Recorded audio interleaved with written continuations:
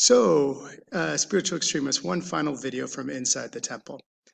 From Francia Ledoux and Dr. Dower, for the next 120 years almost, the people of the temple have sought to create a spiritual movement that has had influence throughout the world. As you go down this wall, you see some of the different guardian-in-chiefs over the time, and it ends with our current guardian-in-chief, Eleanor Shumway, who has actually just walked in the door. And she acts as a teacher for this movement that has lasted for almost 120 years and continues that same basic message of bringing people together around a common unifying message. As a background, though, it also provides the source for our final academic theory of mysticism. And this is actually something that will be counter to that whole impulse. This argues that every mystical experience is different, that we may want them to all be the same, but in grounding, there's nothing common to the mystical experience. Let me try to explain this more.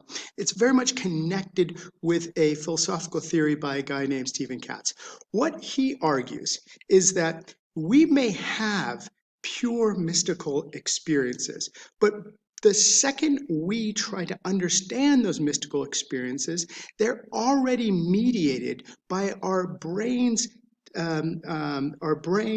models of understanding the universe. In other words, the minute we have a reflection upon that mystical experience, it's already shaped by our experiences in particular religions. So that even if you did have a pure religious experience, by the time your brain thinks about it, you have already brought in a new tradition. And the example he always uses is that if I'm a Christian with mystical inclinations, I do a lot of asceticism, I pray and fast, and then suddenly have a mystical experience, it's never Buddha that pops up. It's always Jesus. And so Katz wants to argue that the mystical experience is actually distinct for each tradition.